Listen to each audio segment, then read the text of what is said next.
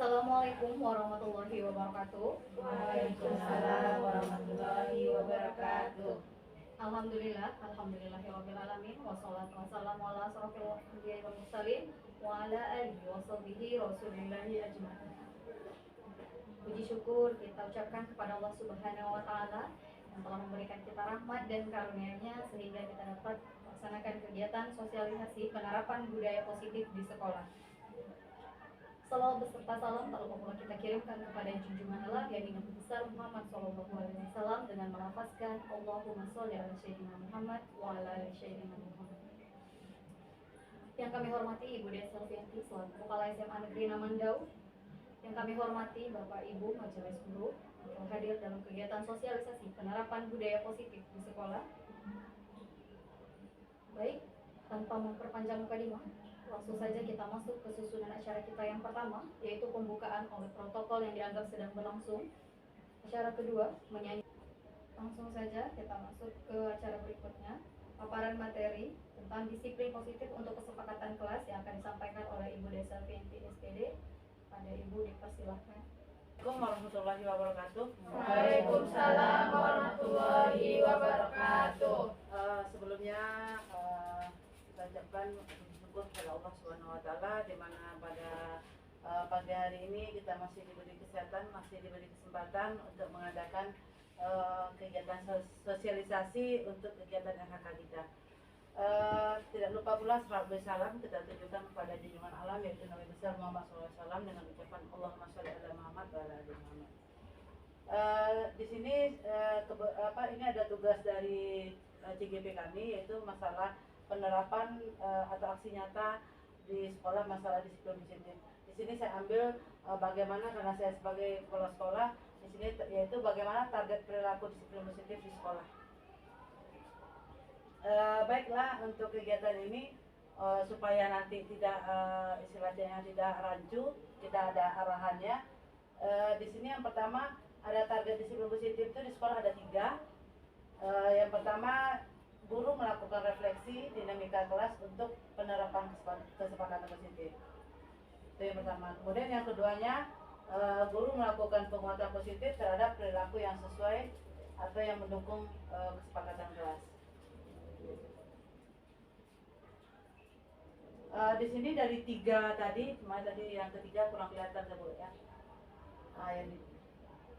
Yang tiganya ini, yaitu guru bagaimana memfasilitasi peserta didik menyadari konsekuensi dan memperbaiki perilaku yang melanggar atau ceritanya nanti di restitusi.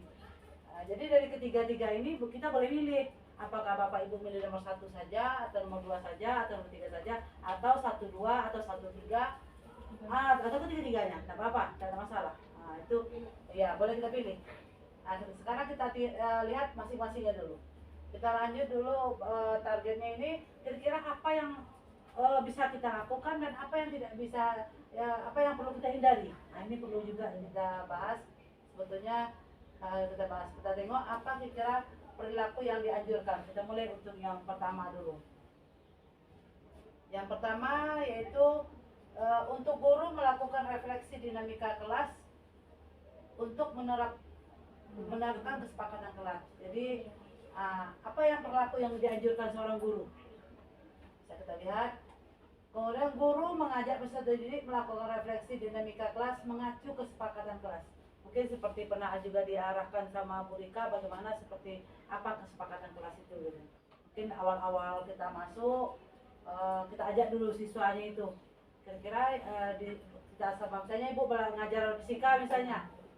Setelah ngajar fisika ini kira-kira di saat belajar fisika itu kira-kira apa yang kesepakatan kelas yang cocok kita gunakan gitu. Jadi seperti yang pernah disampaikan oleh Bu Rika sebagai wakil kurikulum seperti itu. Itu untuk yang pertama.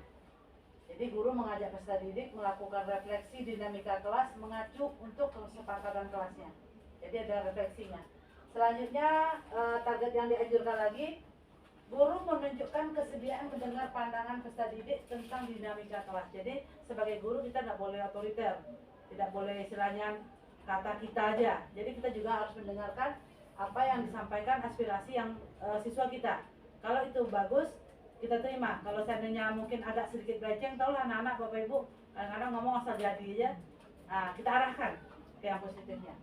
Kemudian lanjutnya, guru bersikap adaptif sehingga bersedia mengubah kesepakatan kelas bila itu diperlukan. Nah, seperti saya sampaikan tadi, artinya kita sebagai seorang guru itu harus welcome, terbuka.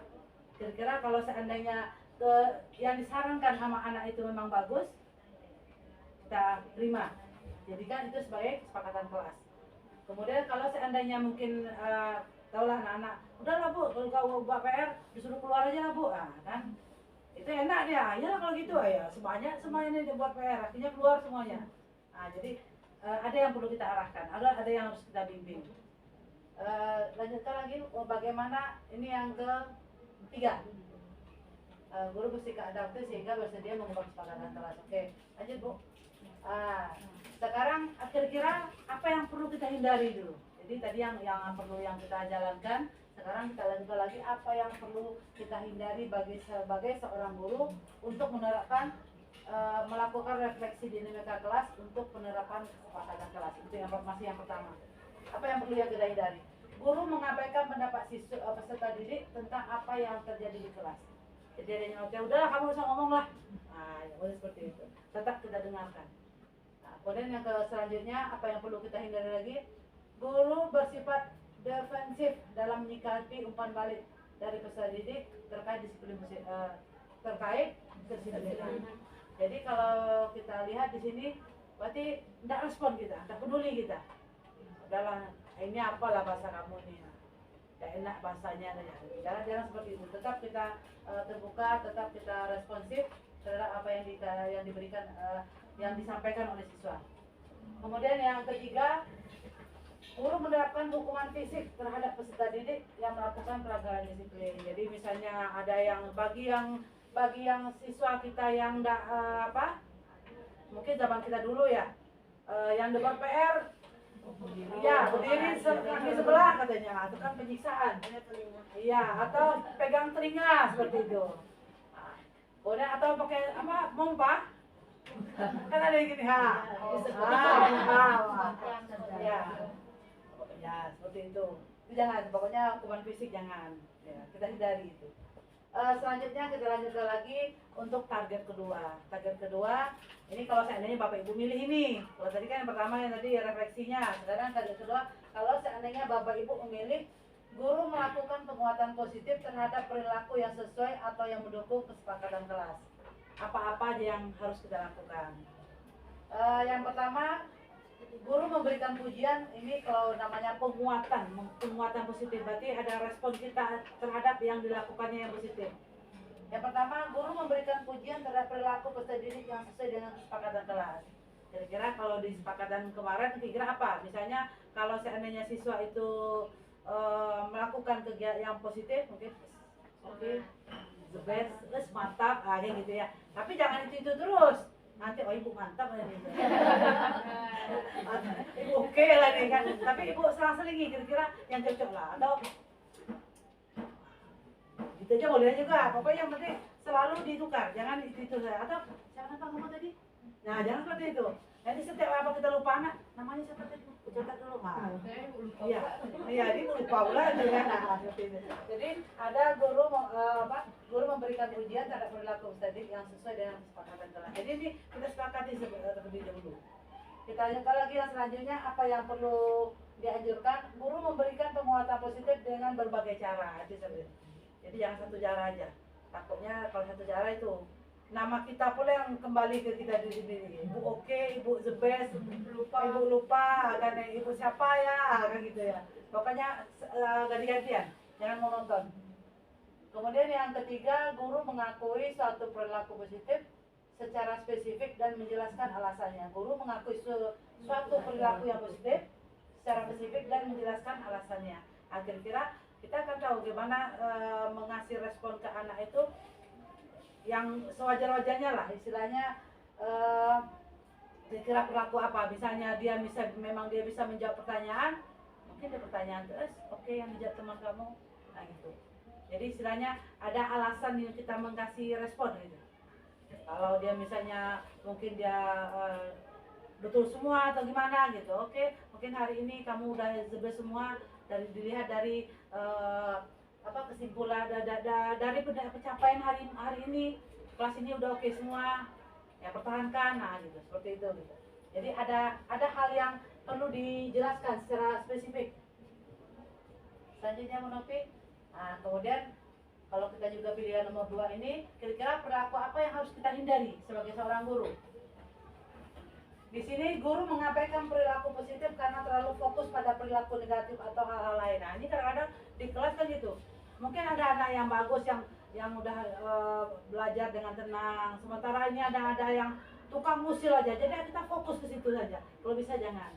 Kalau ada yang bagus, ini teman-teman kamu ini bagus. Coba ditiru nah. Nah jadi jangan ini dari tadi. Mengganggu aja, musil aja. Gitu. Kalau bisa jangan fokus ke yang berbuat negatif gitu.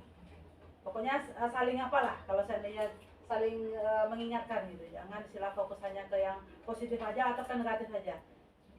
Kemudian kita lihat lagi, guru melakukan penguatan perilaku yang tidak bermanfaat bagi peserta didik dan kelas secara keseluruhan. Guru melakukan penguatan perilaku yang tidak bermanfaat. Kira-kira apa nih kira Bapak Ibu? Guru melakukan penguatan perilaku yang tidak bermanfaat bagi peserta didik dan kelas secara keseluruhan. Penguatan perilaku yang tidak bermanfaat. Apa kira itu Bapak? Apa kira perilaku yang tidak bermanfaat melakukan penguatan perilaku? Dia penguatan perilaku tapi tidak bermanfaat. Nah, kira apa kira? Guru melakukan penguatan perilaku yang tidak bermanfaat bagi peserta didik dan kelasnya secara keseluruhan. Apa kira? Yang tidak bermanfaat. Dia mengasih penguatan tapi tidak bermanfaat, kira. Ayo Bapak kira apa kira? Mungkin untuk siswa yang melakukan pelanggaran sering melakukan pelanggaran tadi. Jadi contohnya misalnya siswa yang melakukan pelanggaran, misalnya terlambat berulang kali, jadi kita jelaskan konsekuensi atau apanya tadi. guru melakukan penguatan perilaku yang tidak bermanfaat. Mungkin terlambat tuh Ya. bagus, kamu terlambat terus ya kayak gitu. oh gitu. Jadi tidak perlu istilahnya mempermalukan mereka lah berarti Bapak Ibu. Kan berarti misalnya ada seorang siswa terlambat, kemudian kita sampaikan, ini terlambatnya terus kerjanya nih.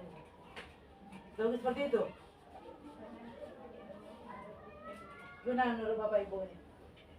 Perilaku yang tidak bermanfaat bagi peserta didik, penguatan perilaku yang tidak. Oh ini contoh apa nih? Contoh teladan nih katanya. Oh main HP-nya terus waktu apa misalnya. Kayak gitu kan? Jadi kan sebetulnya berarti mempermalukan siswa kita berarti dari ini. Perlu dihindari. Ya seperti itu ya. Nah ya.